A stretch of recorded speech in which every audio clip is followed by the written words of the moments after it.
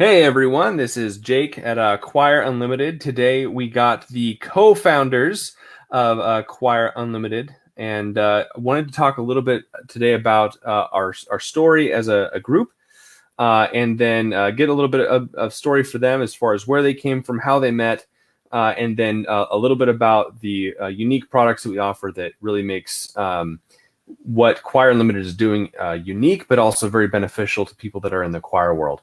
So how are you guys doing today? Doing great, man. It's great to see you. Cool, back at you. Well, why don't you just go ahead and start, Topher, and tell us a little bit about how you guys met and how this whole project started. Well, thanks, Jake. It's great to have everybody here. Thank you for coming in, and good to have you, Christian and Jake. So Christian and I went to college together at the University of Maine in Orono, Maine, and then we both ended up in Arizona a little while ago, and now Christian's back up in Maine. Jake is Georgia, right? Washington. Washington State. Washington State. Same general area, so it's fine. So Christian and I went to undergrad together at the University of Maine, and I was conducting a very small group called the Chamber Choir. It was like 7 singers. Christian was actually my first male singer that I ever had in any choir. We did, some unison, some 2-part stuff, and then built that group up to like 30, 35 singers over the course of my 2 years running it. And then when I graduated, Christian took over as my assistant conductor and then took over that ensemble.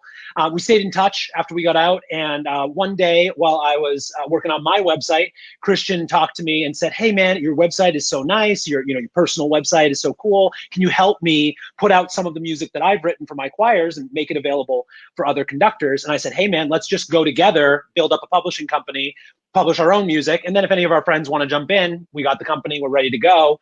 That was really where it started. Very casual, just 2 friends kind of hanging out and wanting to put out something. What I found in my career, and Christian and Jake echoed this as well, is that a lot of teachers will write music specifically for their groups because they've got unique challenges with their singers that they are not seeing served by the music that's pushed out from the big publishers. So you say, "Oh, well, I've got 2 tenors who can barely sing in tune, and they're really holding, in this range of a fifth here. And my sopranos are amazing, and I want them in a 3-part split. And my basses can't go very low, so I need them in sort of the mid-range." And it's hard to find pieces that accommodate all of those specific challenges that our choirs face. And even when there are pieces that fit those needs, it's hard to find them. The search features aren't there on the big publishers to help us find those pieces. So we end up writing those pieces ourselves, and then they sit on the back of a hard drive or sit in, scrawled out manuscript for 20 years and never get used again.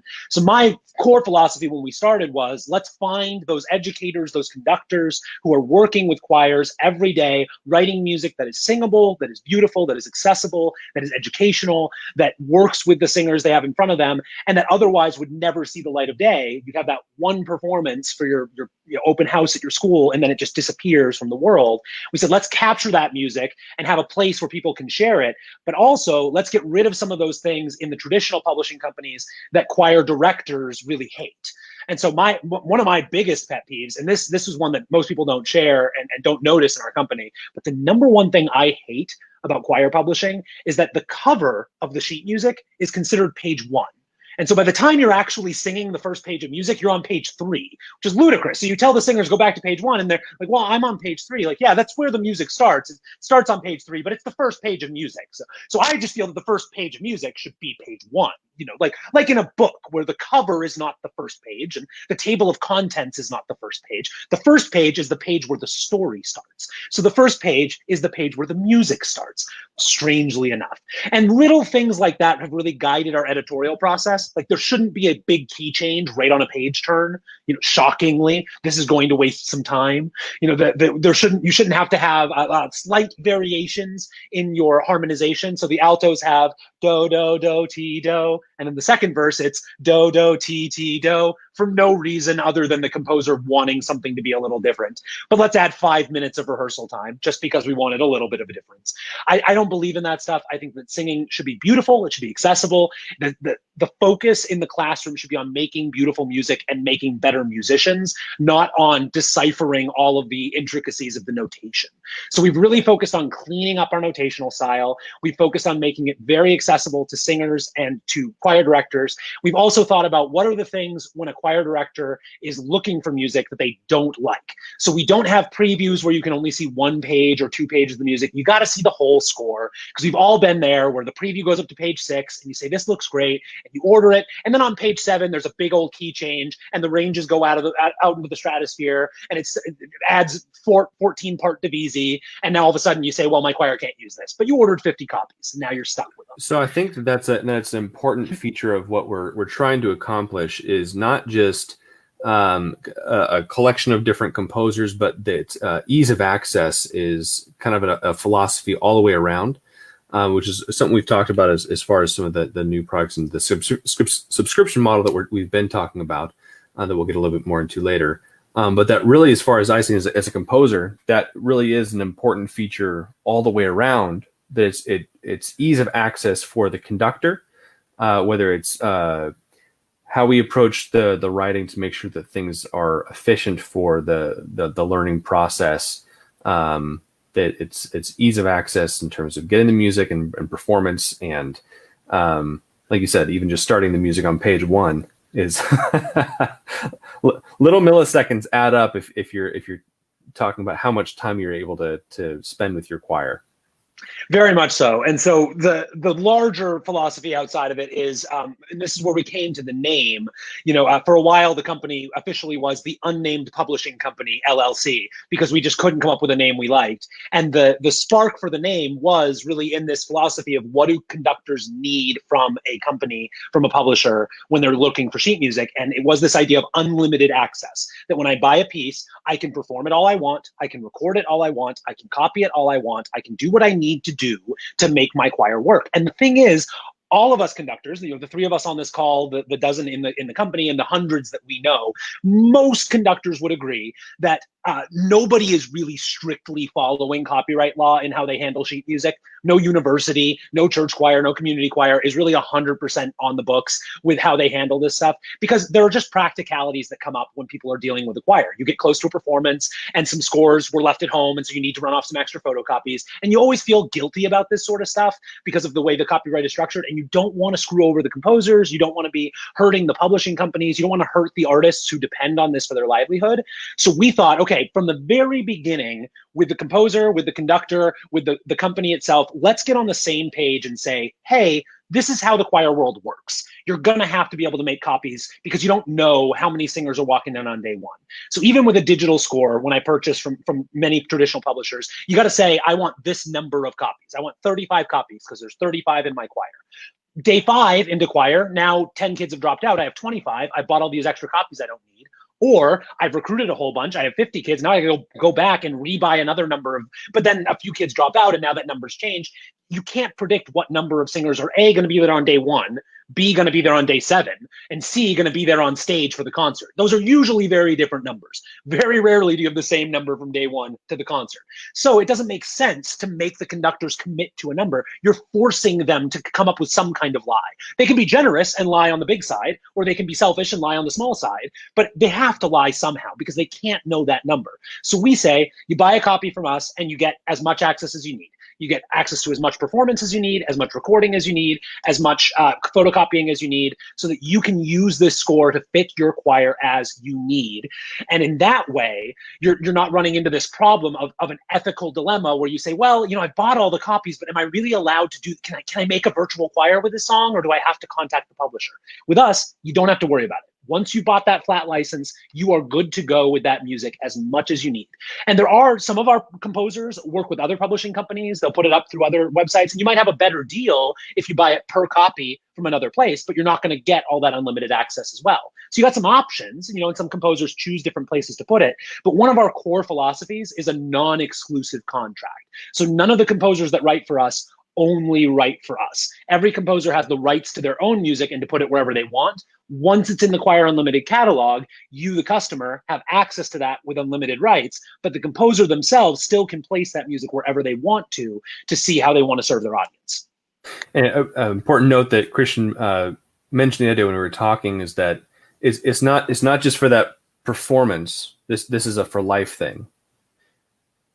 And that's an important aspect. Like it's not just that the convenience. Like if you think you might be reusing a score at some point, great, put it in your file.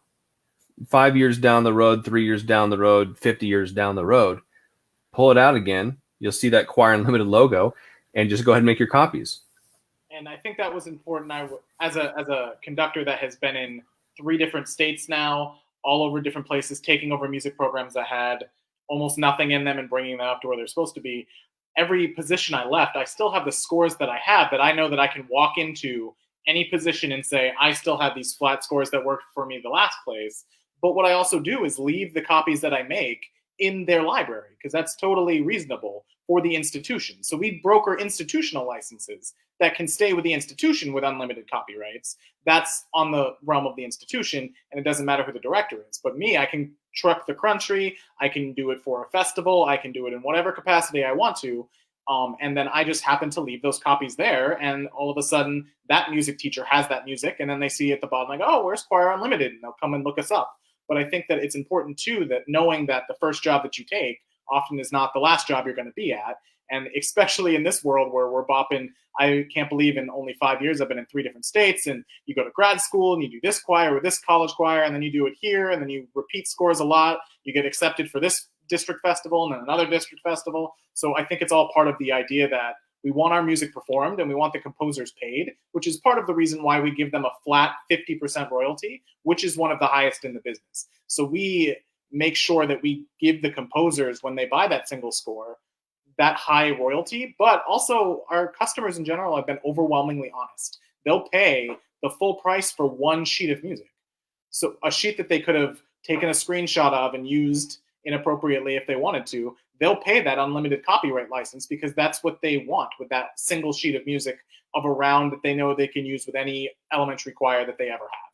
So for us, it actually works out really well, I think, in getting our music out there, but also making sure that the composers have as much, as high a royalty as possible in our business that we deal with, because it's digital and we don't have shipping costs and we don't have storage costs and we don't have print costs to deal with. So that helps out a lot. Yeah, I think one of the big things that we've really focused on is that aspect of the copyright protections and taking care of our composers, because what happens in a lot of publishing companies is that concern over a customer taking advantage dictates the way every customer has to deal with the company. And so because a few people out there would take advantage of unlimited access to preview scores to snap pictures of it and print out, fuzzy, badly scanned versions in order to seal the music and perform it without paying for it, because there are some people who would do that, let's say 1 out of 100, 1 out of 1,000, even if it's 1 out of 10, those other 90% of teachers have to deal with the hassles in the interface because of that small bad apple factor. And so what we thought was, we're going to make sure that there's some lockdown to keep the composer safe, but as minimal as possible to minimize how we interfere with the interface for the honest customers who want to deal with us.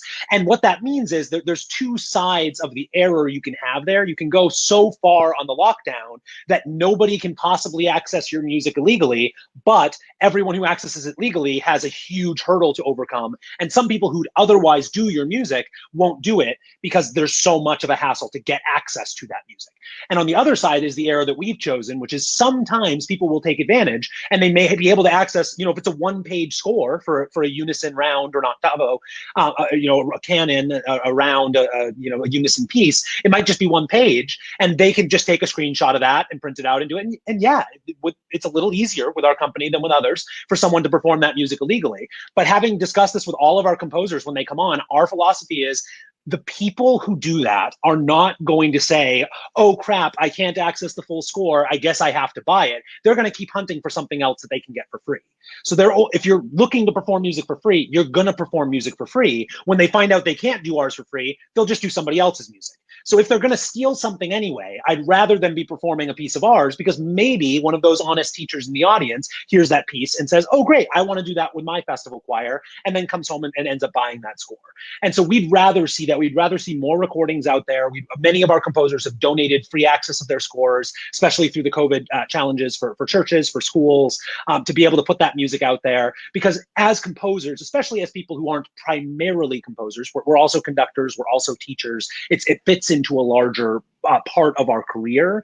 Our concern is our music gets out there and that people get to hear it, and the people who want it and need it get to use it. And we'd like to make a living from that too, honestly. So we built the company around it to enable that. But at the end of the day, the music is more important than the profit. And one thing that's really exciting for me as a composer, one of the concerns I had when I was looking to other publishing companies when I've been submitting stuff is that there's lots of, like you've mentioned, regulations with recording. So people can get in trouble if they end up recording a piece that's published by one of the larger companies. And then our setup is that if somebody decides to even make a professional recording and wants to take it as far as they can, or just even a regular YouTube recording of a particular piece, they still have the opportunity to do that and do it legally. And then as a composer, I would prefer that. If I would prefer somebody make a recording that I get to use for future reference. I fully agree. Yeah. I think that's really the attitude to have, Jake. I don't think many composers want there to be a 10-step process between someone buying their piece and being able to record it. They might want a higher percentage of revenue if it gets wildly successful. If you're on a Grammy Award-winning CD that sells 1 million copies, but how many choir pieces are on Grammy Award-winning CDs that sell 1 million copies? It's not really a thing. So maybe so this company wouldn't be right for a composer who decides they want the possibility of making $10,000 in royalties because someone used their piece on a wildly successful CD. I don't think that happens that much in our industry. So I think most composers are more of the mindset, and all of the composers that we've worked with here at ChoirUnlimited are of this mindset, that it should be easy for people to produce that music and make it a background for a senior video, to do a live performance and share that video with their families, for students to be able to do a multi-track on like an a cappella app or some other sort of video editing software, to do a virtual choir with these pieces, that it shouldn't be a complicated process. And so ours is easier than almost anything else. There are certainly ways that are not overly complicated, but ours is for those people who feel like, hey, it shouldn't be hard at all. Once someone's bought the music, let them do it. Yeah, and that's part of the kind of cool part about it is, how sad would it be to have your kid, whether they're a first grader in high school or whatever, and you're a parent in the audience and want to take a video. Technically, that video is illegal, and you can get in trouble for that. So, I mean, how disappointing is that if your kid put all this effort into, whether they were soloists or just in the choir, that you wouldn't be able to have that moment for memory and just kind of having that for yourself. A system like this allows for those memories to be kept.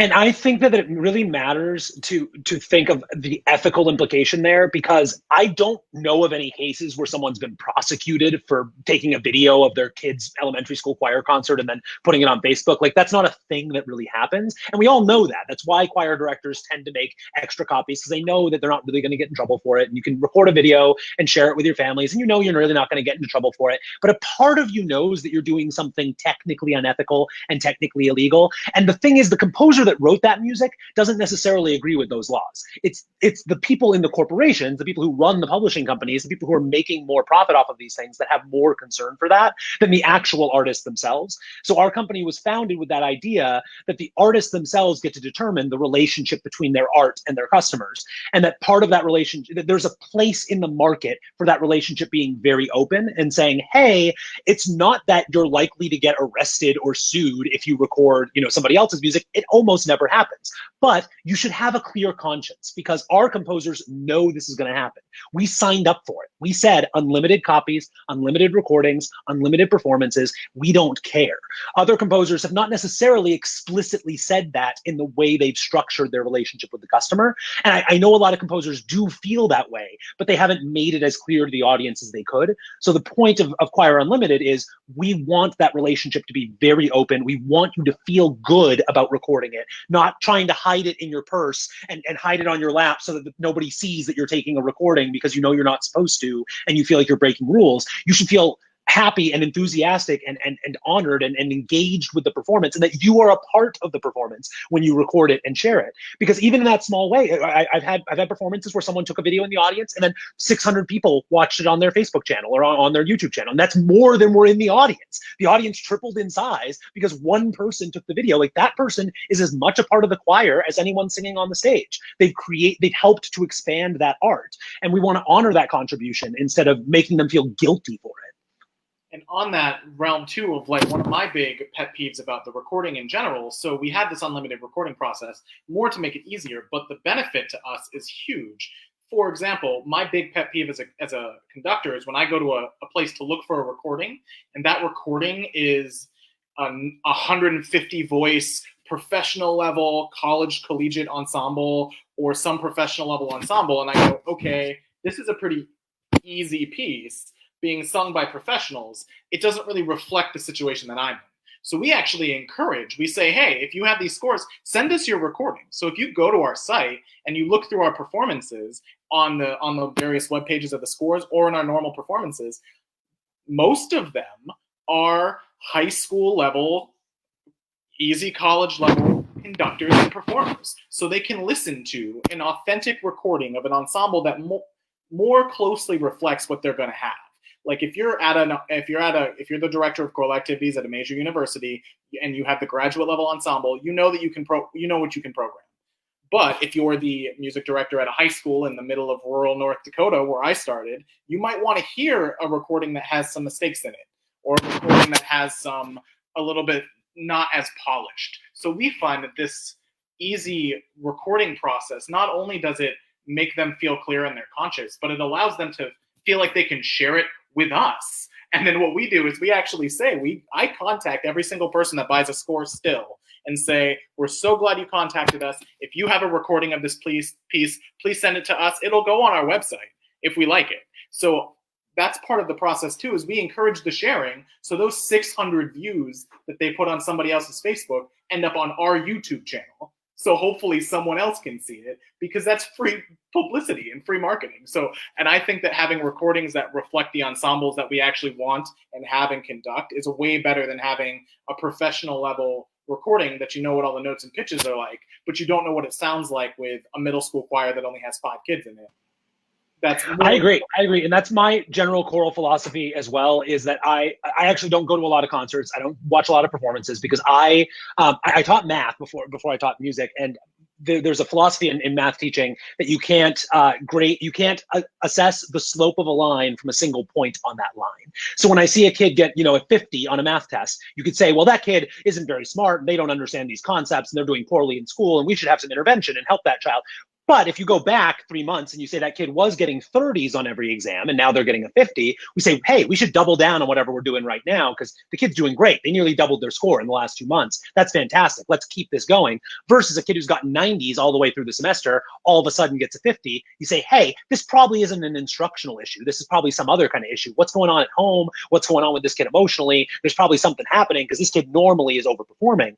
Same thing in the choir world. I don't want to see just one point in time an objectively beautiful choir performance, because that doesn't mean anything to me. Maybe all these singers are fantastic, have been doing it their whole lives. They're amazing at this. It doesn't tell me anything about the quality of the program, the quality of the conductor, the quality of the rep, none of that, because it could just be really amazing singers. And it could be that they were even more amazing the previous season and that now they're just, A singers, but they were A+ a semester ago. I'd rather see a D- choir that was an F 3 months ago and has worked their butt off and gave their absolute best performance they were capable of, even though they didn't have as much abundance of talent and skill and years of training. So I really love seeing the elementary school concert with a young, fresh conductor where they were singing terribly out of tune at the beginning of the season and half the songs couldn't really hold together. By the end of the season, they did an a cappella 2-part piece and it mostly stayed in tune and the last chord was all right and there were some clean entrances and cutoffs and you could tell they've really done that work. I like seeing that growth and that progress through people, and that's what we get to see by having this open access with these pieces. We get to see continuous recordings from the rehearsals, multiple performances, country who are also doing these pieces. And you as a conductor, as someone who's buying a piece of music for your choirs, you get to see what choirs like you would sound like on these pieces. Because there are pieces that only sound good with a really good choir. And there are pieces where you can hear, this is me and Jake and Christian, our philosophy in general is you want the pieces that sound more impressive than they actually are. There are pieces that sound pretty nice, but they actually took, 50 hours of rehearsal to really clean up, and like it's not that impressive in the final product. And the reverse is also true. There are pieces that sound amazing, but you actually go into the rehearsal room. It took, 10 or 15 minutes because there was plenty of repetition. It was very singable. The voice leading was very clean. It was very natural. The ranges weren't extreme. There was not that much of a demand placed on the choir technically, so they could focus on expanding musically. And that, we do have the advanced pieces. We have the 8-part a cappella collegiate advanced line, and all of us have sung in choirs of that level, and we love that music. We serve that audience too. But our primary focus is on building up that repertoire for choirs that are trying to build their singers into better musicians instead of just showing off their technical pyrotechnics. Right. And then lastly, one of the things that we wanted to touch on is a new product that we have on our website, which is the subscription model, which I'm particularly excited about. When I've been talking to a few of our partners on the social media and telling about this product, and all of them so far have been like, that's what we've been needing. Really, it's just this kind of overwhelming sense that because it's everything is going to the subscription model, whether it's like TV or even the food you get. Why wouldn't there be an option for a choral conductor to be able to, whether it's a monthly or a yearly subscription is what we have right now, to be able to just have access to the entire library? Because again, our focus is ease of use. And this really gives, I think, the most value to the people that work with us, in that they have access to everything. So it's basically the cost of 3 scores or 4 scores. Then they have access to the entire library. And then with that, there's also the capability to get discounts on commissions with the composers. And then if you have a request, what we'll do is, say you need something that's TTBB and you're not seeing something in there that you like, send us an email right now. We'll probably put it into the website eventually, where we'll have a catalog of things like here are the scores that we need to focus on developing. So that way the composers are aware of what we should be writing, so that way our stuff gets performed more. So I think there's just a ton of value built into the subscription model. And it's 2-part too. So the reason that I had it monthly and yearly is that, for example, I've been at places where for a music department budget, they're fine with a small amount per month. But at my current institution, they get a little weird about having monthly things that are always recurring. They would rather have a one and done. You paid at the beginning of the year and you don't have to worry about it for a year. If you buy a recording program or whatever you do for these subscription models for schools for these programs. So we offered these 2 different options that if you want to pay $14 a month and you pay every single month, and that is easier for you, I would assume that would probably be more like I'm a conductor, like a professional conductor, and that's what I want to pay. I don't work at a school all the time, full time. I would assume that more is like the freelance price, that they want to just pay that much a month and they can have those scores available to them. Or you could just pay a flat $150 or 3 scores. If you're going to use more than 3 works from our catalog, then it's worth it for you to just pay the yearly model, and then you can use whatever you want to. And additionally, I've used it too. I've used it to as examples for other classes that I teach. So I print off music and I hand them to kids and I use them as theory exercises, because a lot of them are like basic 4-part writing and basic 4-part chord progressions. So I don't have to feel weird about extra photocopying pieces of that to use in other purposes that have nothing to do with music, or handing them off to my electronic comp kids and say, okay, recreate this in electronic form. I have that rights and those responsibilities and those abilities. Also, I can do a district festival and say, oh, cool, I have this. I'm doing a elementary district festival this year. Last year, I did a middle school one.